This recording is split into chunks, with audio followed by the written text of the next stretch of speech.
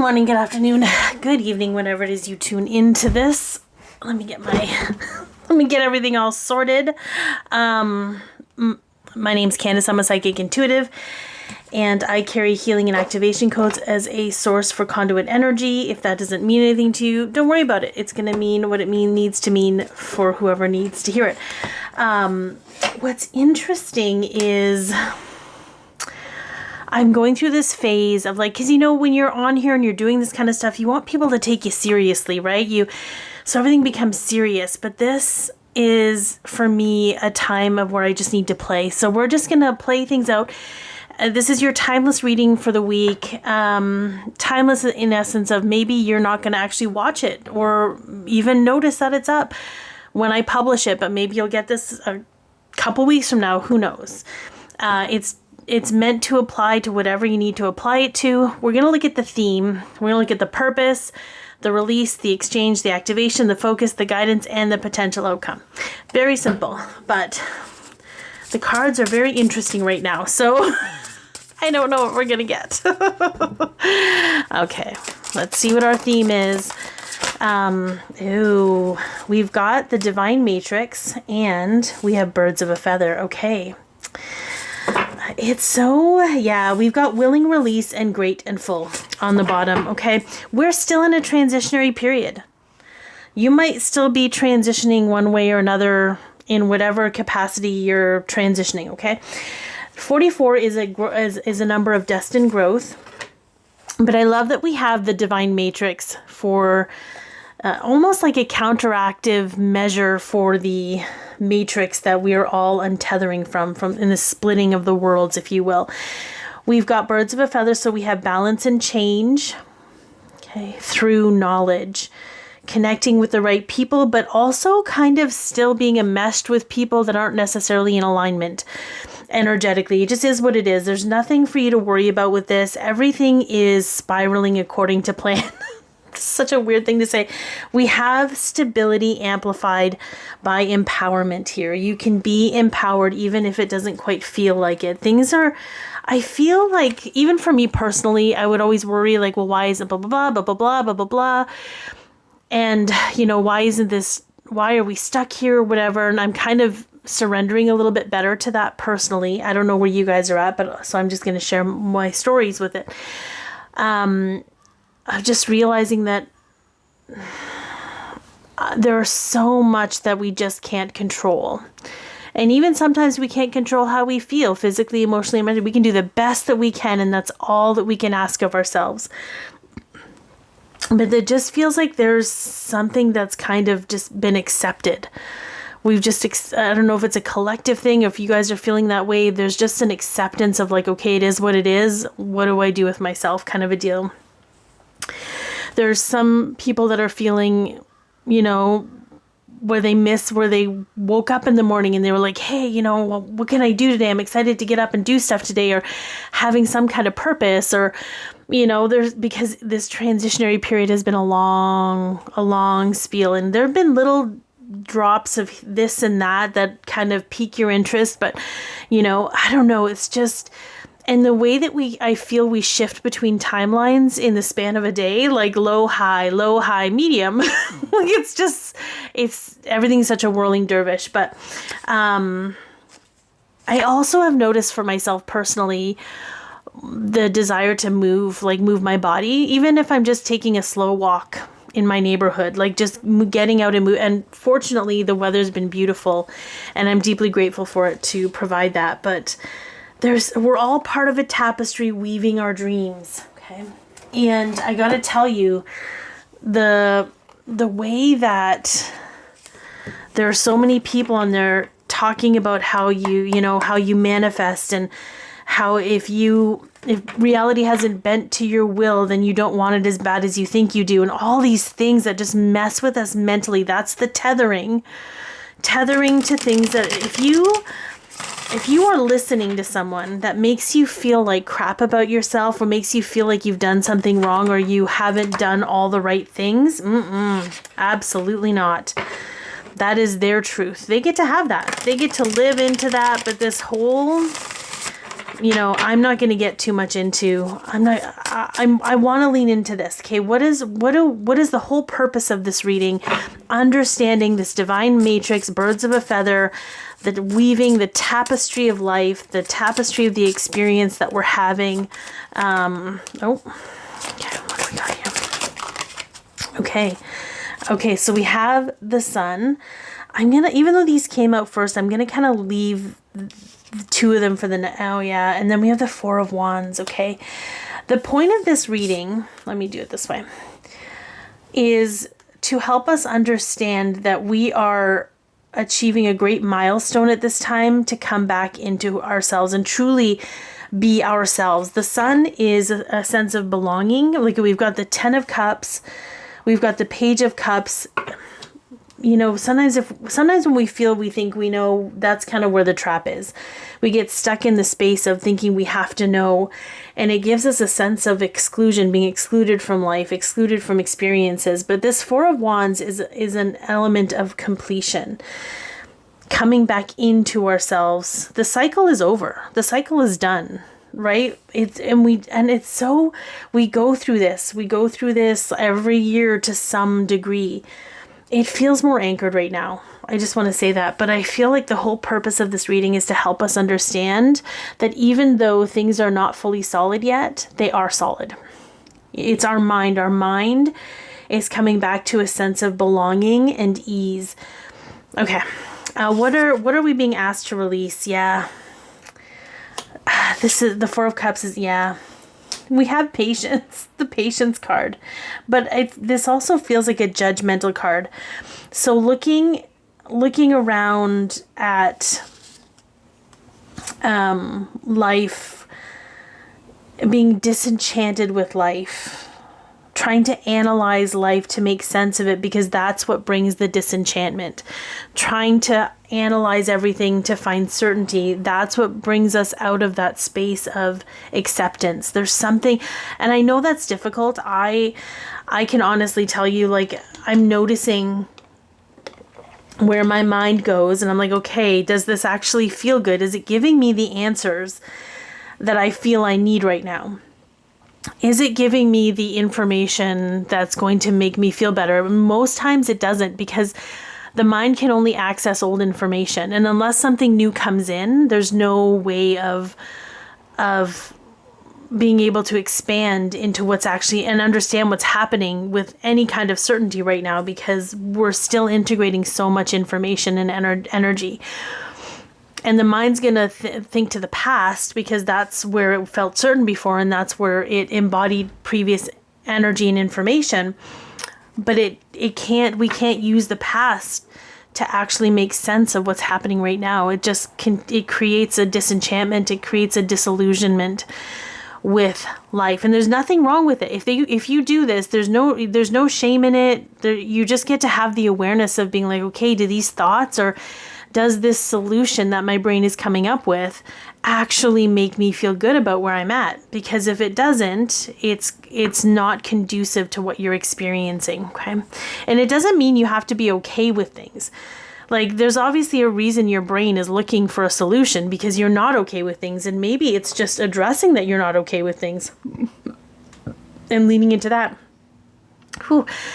I'm burping up some energy here, okay? So what are we... which I do sometimes when the energy is potent and we're transmuting. Okay. Let's see what we're being asked to exchange. Okay. With the Hanged Man, interesting how the Hanged Man allows himself to hang, okay, in order to see things from a different viewpoint. This Hanged Man doesn't want to hang upside down. He wants to see things how he knows things, but it's creating mental confusion. So I feel we're being guided to release mental confusion by making peace with the past. See how he's at peace with these? The Six of Cups is memories. It's the past. It's nostalgia.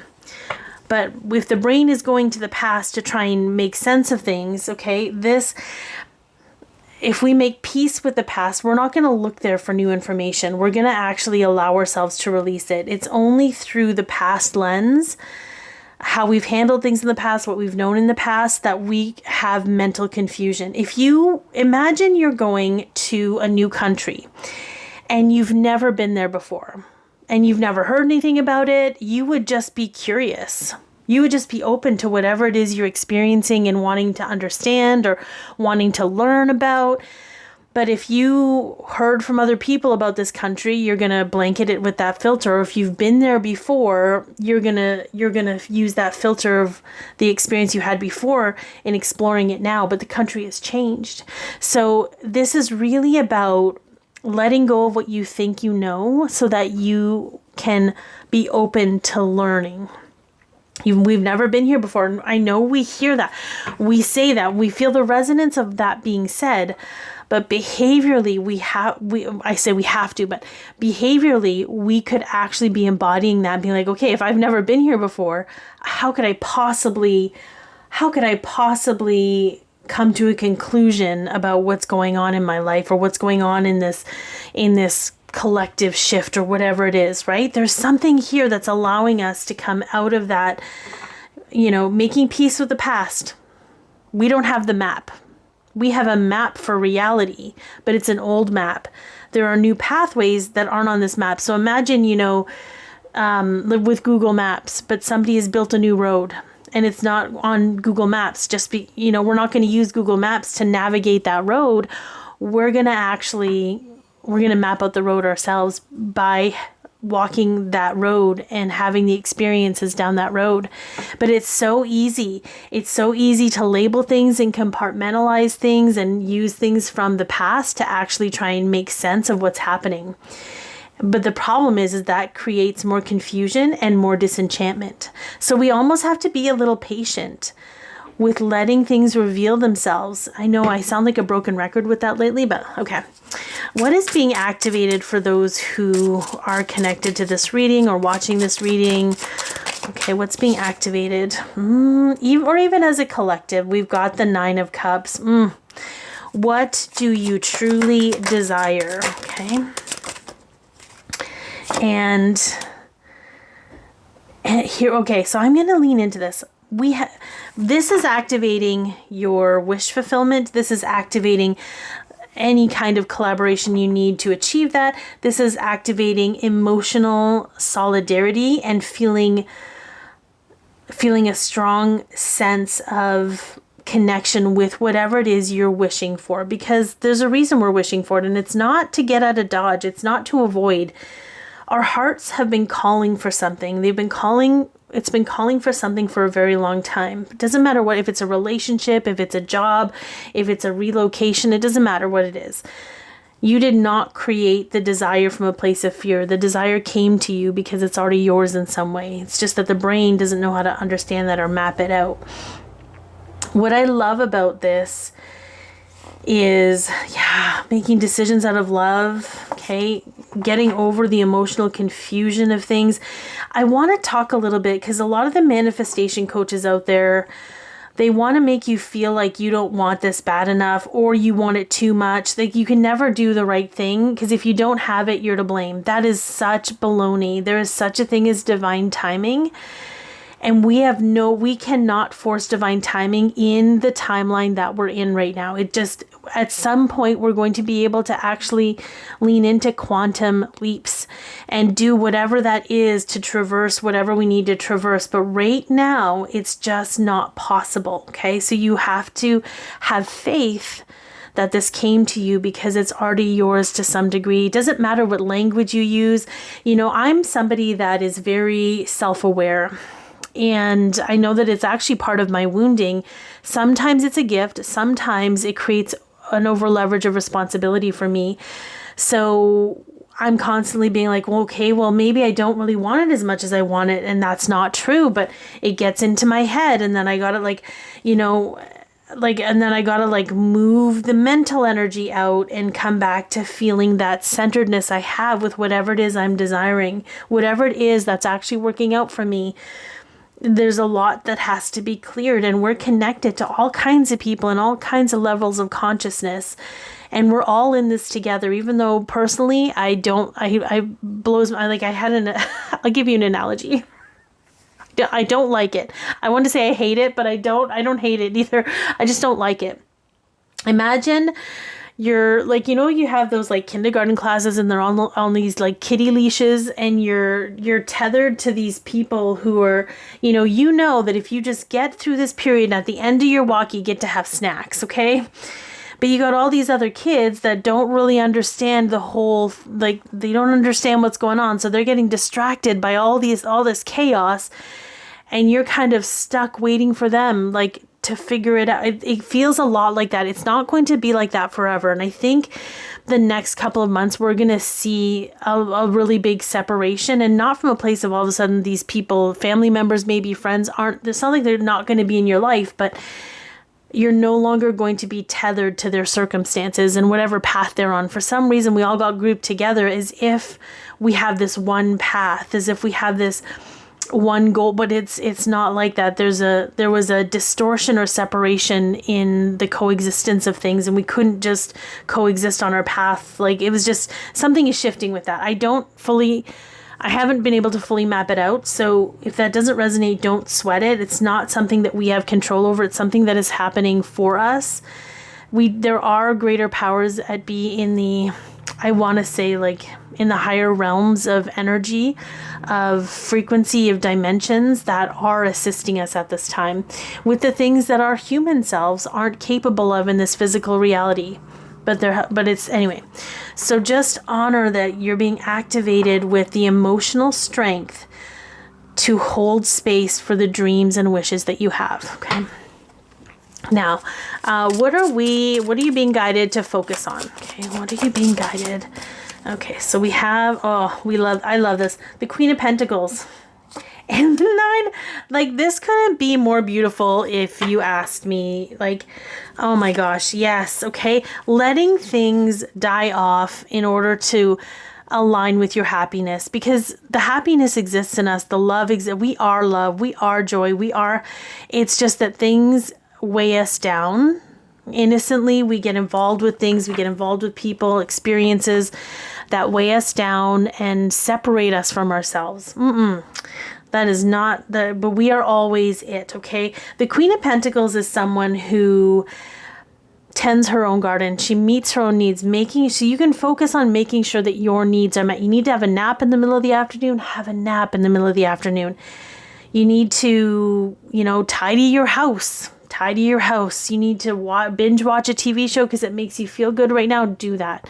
No judgment. The Queen of Pentacles doesn't judge herself. She knows that she's solid. There's a solid groundedness to her. There's a confidence, a genuine understanding of her worthiness. And then we have the 9 of Pentacles, who pretty much should be a queen because she looks good. She feels good. She honors herself, her uniqueness. She embraces all of her, flaws or quirks or things that perhaps society would deem weird or irregular. She doesn't care. She knows that these are the magical things about her that society needs, that her friends need, that her family needs. She's perfect just the way she is. So focusing on what's good about you and really living into that. And for some of you who want to go into the advanced energies of this, looking at if you truly believe that you are worthy, that you are it, that you are loved, that you are lit, all these things, does your behavior towards yourself and how you walk in life and how you make decisions actually align in concert with that belief? Do you behave in a way that would indicate that you are worthy of everything that you desire? Do you actually behave that way? When the behavior changes, we know that we've indoctrinated or we've integrated what we truly believe and know cerebrally. So do you behave? And don't judge yourself. Just have an awareness of, you know what? I do sometimes, but maybe I could be more gentle with myself instead of being critical. Maybe it's just a little tweak of something, but focusing on how you're actually supporting the alignment of who you are is going to pay dividends right now. Okay, so what do we have for just some guidance? Oh, okay. All right, we have the 5 of Cups. And we're going to go over here. We have the Eight of Wands. This is really interesting. The more you're willing to address your sadness or the grief that comes up. I felt a heavy wave of grief this morning where my lungs felt a bit harder to breathe. Felt weighed down in the chest. Allow yourself to honor your grief. Even if we don't want to live life how we've always lived life, there's still going to be some closure and some grief with that. It's not an all or nothing statement. You're going to be feeling all kinds of things. There's nothing to regret here, but if you have ideations of regret, if you have feelings about certain things, the quickest way to allow yourself to move through that energy is to address it. Like, look at him. He's not shying away from the cup. He's looking in the cup. He's addressing it. He's allowing himself to feel whatever that is so that he can move up and out of the energy, very quickly moving up and out of it. I think I said this in one of my previous videos, but when it comes to emotions, scientifically, I guess, we only actually carry the emotion for about 90 seconds. And after that, we've attached a narrative to it of some kind, and we continue to force ourselves to feel that because we've attached it to something. And that's also possibly what's coming through with this whole, making peace with the past, no longer attaching narratives or beliefs or statements to the things we feel and just letting ourselves feel them so they can move out. And that's a master level thing. We're mastering it. It's not something that's easy, but it is simple. Okay. I want to understand a little bit about the birds of... I feel like there's a refinement energy with the birds of feather, like refining vibrational frequency, moving from a place of us versus them to just flowing in alignment. And if something is jarring or doesn't suit, there's no animosity with. There's something with that. Fine-tuning the frequency of who you're meant to align with. Anyway... But that's not something you have to figure out. That's not something you have to act on. You don't have to actively participate in it because your soul's already doing that. But I think there's just an awareness of that. Okay, so what do we have for a potential outcome? Oh, yeah.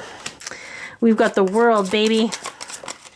We love seeing the World. We have the Knight of Swords and the Tower. Okay. The Knight of Swords. Let's move it this way so we can create a balanced looking something. We're in Libra season, so things gotta look pretty. They gotta look aesthetically chef's kiss. Okay. The King of Swords, it's sort of like what's coming to the end is a little bit of control, having to force action of things, just letting things fall apart. And I did a little video on letting the tower fall. Just let it fall.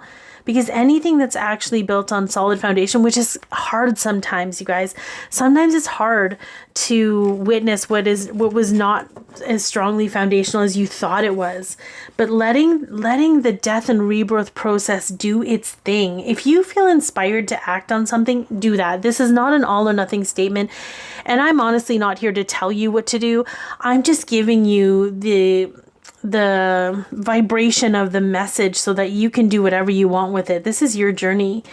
And letting go of things having to be a certain way.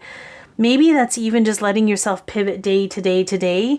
I think that's so interesting. But we're closing out, right? The cycle of needing things to be a certain way is coming to an end.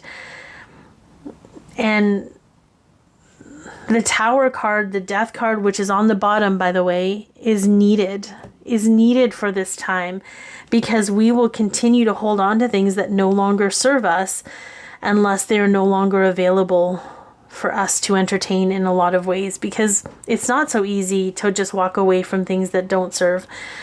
Sometimes we need a little assistance with that. So there's grief in there, there's emotions. You can't really mess this up. The whole point of this reading is to just provide you an opportunity to try going about it in a certain way that's going to be conducive to bringing ease and grace to your journey right now. But I hope that this has helped, and I'm sending you all so much love, and take care.